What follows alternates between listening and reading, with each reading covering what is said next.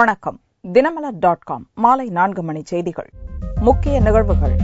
Kovai, Thoothukudi mayor பதவிகளை அதிமுக கைப்பற்றியது. 4 நகராட்சி இடைத்தேர்தலிலும் அதிமுக வெற்றி. வெயிட்டேஜ் முறையை ரத்து செய்ய ஆசிரியர்கள் தாக்கல் செய்த வழக்கு தள்ளுபடி செய்து சென்னை உயர்நீதிமன்றம் தீர்ப்பு. குற்றம் சாட்டப்பட்டவர்களுடன் சந்தித்தது தொடர்பாக சின்ஹா தாக்கல் செய்த மனு தள்ளுபடி. ஆவணங்களை ஆராயும்படி அரசு சிறப்பு வக்கீலுக்கு சுப்ரீம் கோர்ட் உத்தரவு. விரிவான செய்திகள். தமிழகத்தில் நடந்த உள்ளாட்சி இடைத்தேர்தலில் 2 மேயர், 4 நகராட்சி தலைவர் மற்றும் பெரும்பாலான கவுன்சிலர் இடங்களில் அதிமுகவே வெற்றி பெற்றுள்ளது. தமிழகத்தில் கோவை, நெல்லை, தூத்துக்குடி மேயர் பதவிகள், கடலூர், ராமநாதபுரம், விருத்தாச்சலம் மற்றும் அரக்கோணம் ஆகிய 4 நகராட்சிகள் மற்றும் உள்ளாட்சி அமைப்புகளில் காலியாக இருக்கும் பதவிகளுக்கு கடந்த 18ஆம் தேதி தேர்தல் நடந்தது. நெல்லை மாநகர மேயராக அதிமுகவைச் சேர்ந்த புவனேஸ்வரி போட்டியின்றி தேர்வு செய்யப்பட்டார். தேர்தல் நடந்த இடங்களுக்கான ஓட்டு எண்ணிக்கை திங்களன்று காலை 8 மணிக்கு துவங்கியது. தூத்துக்குடி மாநகர மேயர் தேர்தலில் பதிவான ஓட்டு எண்ணிக்கை காமராஜர் கல்லூரியில் நடந்தது. இதில் அதிமுக வேட்பாளர் அந்தோணி கிரேசி வெற்றி பெற்றதாக அறிவிக்கப்பட்டது. இவர் பாஜக வேட்பாளர் ஜெயலட்சுமியை விட 84,885 ஓட்டுகள் வித்தியாசத்தில் வெற்றி பெற்றார். அந்தோணி கிரேசி பெற்ற மொத்த ஓட்டுகள் 1,16,593. தூத்துக்குடி மாநகராட்சி வெற்றியை அதிமுகவினரும், டெபாசிட் பெற்ற மகிழ்ச்சியை பாஜகவினரும் பட்டாசுகள் வெடித்து இனிப்புகள் வழங்கி கொண்டாடினர். இன்று தூத்துக்குடி மாநகராட்சி ஆசி பெற்ற வேட்பாளர் புரட்சித் தலைவி அம்மா அவர்களின் ஆசி பெற்ற வேட்பாளராக இன்று ஹிமாலய வெற்றி அடைந்துள்ளேன். புரட்சித் தலைவி அம்மாவுக்கு கிடைத்த வெற்றி எனக்கு கிடைத்த வெற்றி அல்ல. புரட்சித் தலைவி அம்மாவுக்கு தூத்துக்குடி மக்கள் சார்பில் கோடான கோடி நன்றி காணிக்கையை அவர்கள் காலடியில் வைக்கிறேன். இன்று தூத்துக்குடி மாநகராட்சி மேயர் வேட்பாளருடைய ஓட்டுகள் எண்ணப்பட்டன. ஆளுங்கட்சியின் பணபலம், ஆள்பலம், அதிகாரிகள் பலம் இவ்வளத்துக்கு மத்தியிலையும் பாரதிய ஜனதா கட்சி நல்ல ஓட்டுகள் மூலம் டெபாசிட் காப்பாற்றப்பட்டுள்ளது. எங்களுக்கு 31,708 வாக்களித்த வாக்காளர்களுக்கு நன்றி சொல்ல கடமைப்பட்டிருக்கோம். நன்றி. கோவை மாநகர மேயர் தேர்தலில் பதிவான வாக்குகள் அரசு தொழில்நுட்ப கல்லூரி மையத்தில் எண்ணப்பட்டன. இதில் அதிமுக வேட்பாளர் கணபதி ராஜ்குமார் வெற்றி பெற்றார். இதேபோல தேர்தல் நடந்த அரக்கோணம், கடலூர், ராமநாதபுரம், விருத்தாச்சலம் ஆகிய 4 நகராட்சிகளையும் அதிமுகவே கைப்பற்றியது. வார்டு கவுன்சில் தேர்தல்களிலும் பெரும்பாலான இடங்களில் ஆளும் கட்சியினரே வெற்றி பெற்றுள்ளனர். திமுக உள்ளிட்ட முக்கிய எதிர்க்கட்சிகள் தேர்தலை புறக்கணித்த நிலையில் பாரதிய ஜனதா பெரும்பாலான இடங்களிலும், கம்யூனிஸ்ட் கட்சியினர் சில இடங்களிலும் போட்டியிட்டனர் என்பது குறிப்பிடத்தக்கது. ஆசிரியர் பணி நியமனத்தில் அறிமுகப்படுத்தப்பட்ட வெயிட்டேஜ் முறையை ரத்து செய்ய கோரிய மனுக்களை சென்னை உயர்நீதிமன்றம் தள்ளுபடி செய்துள்ளது. தமிழகத்தில் பட்டதாரி இடைநிலை ஆசிரியர் பணிக்கான தகுதி தேர்வு கடந்த 2013 ஆகஸ்ட் மாதம் நடந்தது. இத்தேர்வில் வெற்றி பெற்றவர்களின் +2 பட்டப்படிப்பு மற்றும் B.Ed படிப்பில் பெற்ற மதிப்பெண்களுக்கு தனி மதிப்பெண் சலுகையாக வெயிட்டேஜ் மதிப்பெண் வழங்கப்பட்டு தமிழக அரசின் பள்ளிக் கல்வித்துறை கடந்த மே 30ஆம் தேதி அரசாணை வெளியிட்டது. இதை ரத்து செய்ய கோரி ஆசிரியர்கள் பல்வேறு போராட்டங்களை நடத்தினர். சென்னை உயர்நீதிமன்றத்தில் 40க்கும் மேற்பட்டோர் வழக்குகளையும் தொடர்ந்தனர். 20 ஆண்டுகளுக்கு முன்னர் இருந்த கல்வி முறை, தற்போதுள்ள வளர்ச்சி ஆகியவற்றை பாதிக்கப்பட்ட ஆசிரியர்கள் சுட்டிக்காட்டினர். இம்மனுக்களை விசாரித்த சென்னை உயர்நீதிமன்றம் அரசுக்கு நோட்டீஸ் அனுப்பியதுடன் பணி நியமனத்திற்கு இடைக்கால தடை விதித்தது. இந்நிலையில் அரசாணைக்கு தடை கோரும் மனுக்கள் மீதான விசாரணை திங்களன்று நடந்தது. சென்னை உயர்நீதிமன்றத்தில் நீதிபதிகள் சதீஷ்குமார் அக்னிஹோத்ரி, M.M. சுந்தரேசன் அடங்கிய அமர்வு அனைத்து மனுக்களையும் தள்ளுபடி செய்து உத்தரவிட்டது. அரசு விதித்த நிபந்தனைகளை ஏற்றுக்கொண்டு தேர்வெழுதிய பிறகு விதிமுறைகளை மாற்ற வேண்டும் என்று மனுதாரர்கள் கோருவது ஏற்புடையதல்ல என்று கூறிய நீதிபதிகள், எனவே அனைத்து மனுக்களையும் தள்ளுபடி செய்வதாக கூறினர். சென்னை உயர்நீதிமன்ற உத்தரவின் காரணமாக தமிழகத்தில் பட்டதாரி இடைநிலை ஆசிரியர் பணி நியமனத்திற்கான தடை நீங்கியுள்ளது. தன் மீதான குற்றச்சாட்டுகள் குறித்து விசாரிக்கக்கூடாது என்று சிபிஐ இயக்குநர் தாக்கல் செய்த மனுவை தள்ளுபடி செய்துள்ள உச்சநீதிமன்றம் இக்குற்றச்சாட்டுகள் குறித்து அரசின் சிறப்பு வக்கீல் ஆராய உத்தரவிட்டுள்ளது. 2G அலைவரிசை ஒதுக்கீடு, நிலக்கரி சுரங்க ஒதுக்கீடு ஊழல் வழக்குகளில் தொடர்புடைய சிலர் சிபிஐ இயக்குநர் ரஞ்சித் சின்ஹாவை அவரது வீட்டில் பலமுறை சந்தித்ததாகவும், எனவே அந்த வழக்கு விசாரணையிலிருந்து அவரை விலக்கி வைப்பதுடன் பதவி நீக்கம் செய்ய வேண்டும் என்று பொதுநல வழக்குகளுக்கான மையம் என்ற NGO சார்பில் வழக்கு தொடரப்பட்டது. இவ்வழக்கில் ஆம் ஆத்மி கட்சியைச் சேர்ந்தவரும் மூத்த வக்கீலுமான பிரசாந்த் பூஷன், ரஞ்சித் சின்ஹாவை அவரது வீட்டில் சென்று சந்தித்தவர்கள் தொடர்பாக பதிவேட்டையும் நீதிமன்றத்தில் சமர்ப்பித்தார். அந்த பதிவேட்டின் நம்பகத்தன்மை குறித்து கேள்வி எழுப்பிய சின்ஹா தன் மீதான குற்றச்சாட்டுகள் பொய்யானவை என்றும் இந்த வழக்கு விசாரணைக்கு தடை விதிக்க வேண்டும் என்றும் பதில் மனு தாக்கல் செய்தார். இதற்கிடையே சின்ஹா வீட்டு பார்வையாளர்கள் பதிவேட்டை கொடுத்தது யார் என்பதை தெரிவித்தால் அவரது உயிருக்கு ஆபத்து ஏற்படக்கூடும் என்பதால் அதை தெரிவிக்க இயலாது என்றும் பிரசாந்த் பூஷன் பிரமாண வாக்குமூலம் தாக்கல் செய்திருந்தார். இந்நிலையில் திங்களன்று இவ்வழக்கு உச்சநீதிமன்றத்தில் விசாரணைக்கு வந்தது. அப்போது சின்ஹா வீட்டு பதிவேட்டை கொடுத்தவரின் பெயரை தெரிவிக்க முடியாததற்கு என்ஜிஓ அமைப்பில் உச்சநீதிமன்றத்தில் மன்னிப்பு கோரப்பட்டது.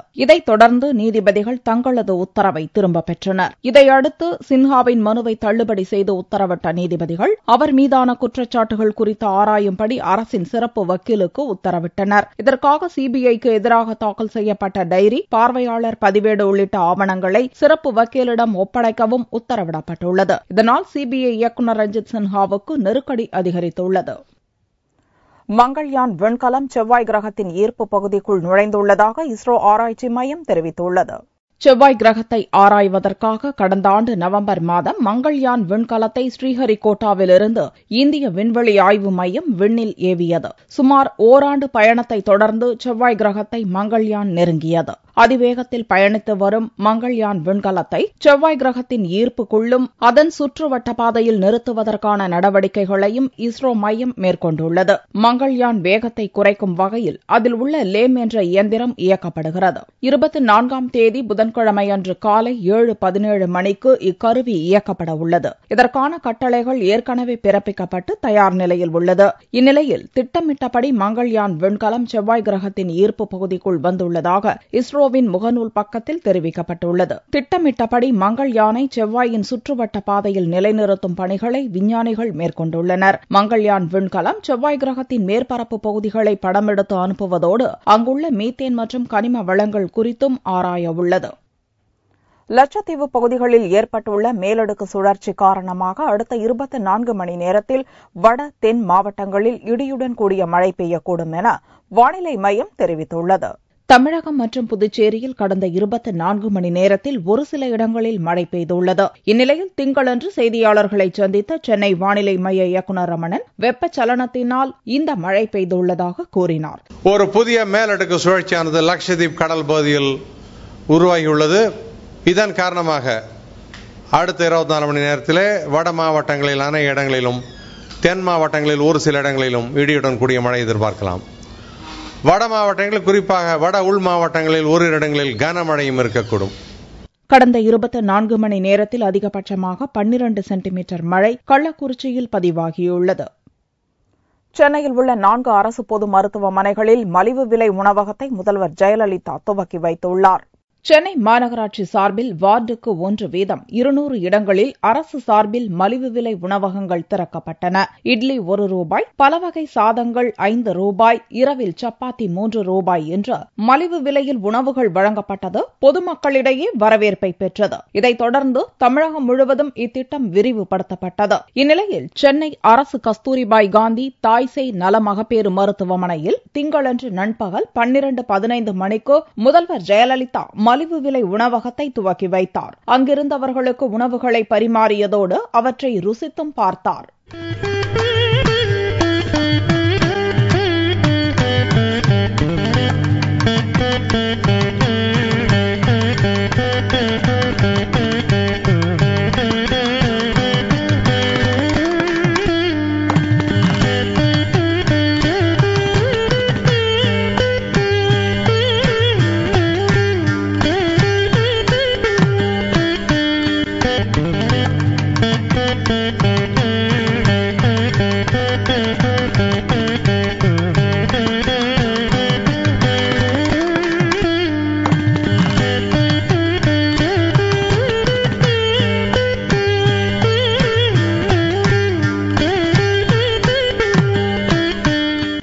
இதைத் தொடர்ந்து திருவல்லிக்கேணி கஸ்தூரிபாய் அரசு மகப்பேறு மருத்துவமனையிலிருந்து கீழ்ப்பாக்கம், ராயபுரம், ராயப்பேட்டை அரசு மருத்துவமனைகளில் தயார் நிலையில் இருந்த மலிவு விலை உணவகத்தையும் ஜெயலலிதா துவக்கி வைத்தார். அரசு மருத்துவமனைகளில் மலிவு விலையில் உணவு தருவதை பொதுமக்கள் வரவேற்றுள்ளனர்.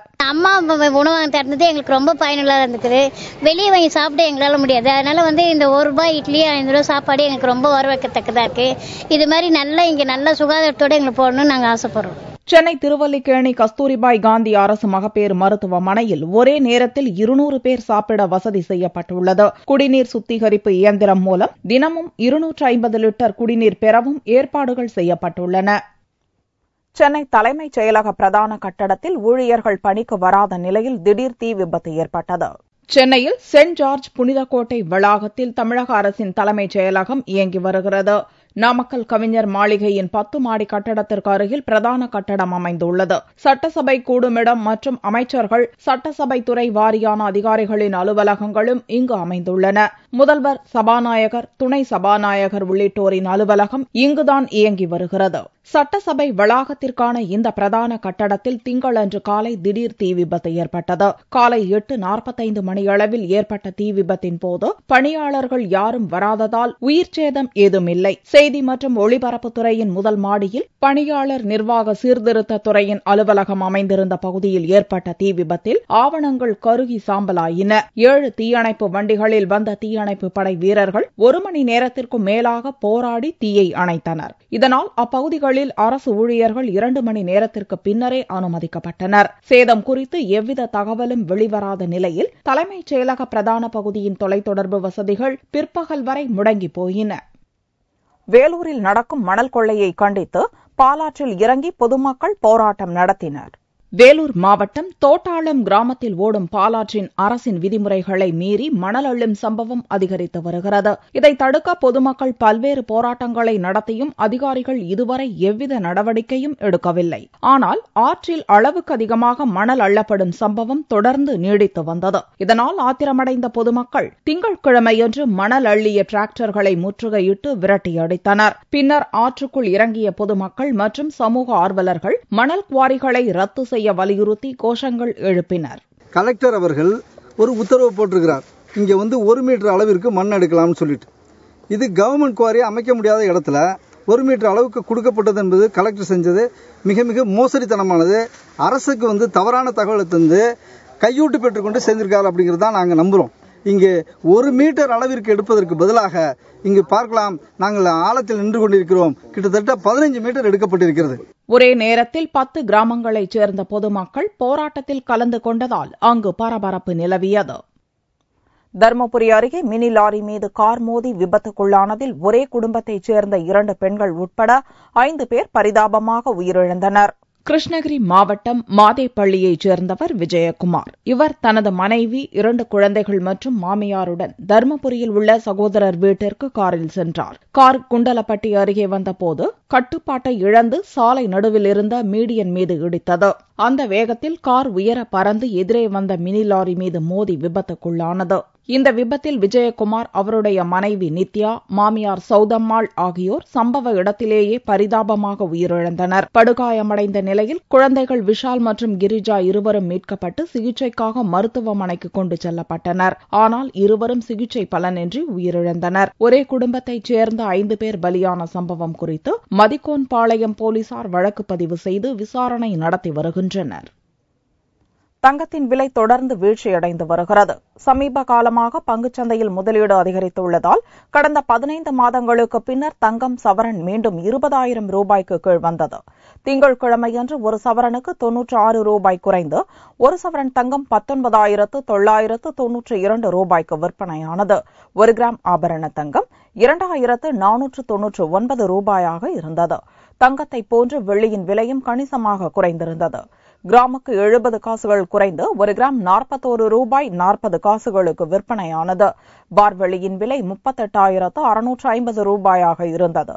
இந்த ஆண்டு முதன்முறையாக சவரன் 20,000 ரூபாய்க்கு கீழே சென்றதால் பொதுமக்கள் மகிழ்ச்சியடைந்துள்ளனர். காவிரி கடைமடை பகுதி வாய்க்கால்களில் தண்ணீர் வராததால் 1000 ஏக்கரில் பயிரிட முடியாமல் விவசாயிகள் வேதனையடைந்துள்ளனர்.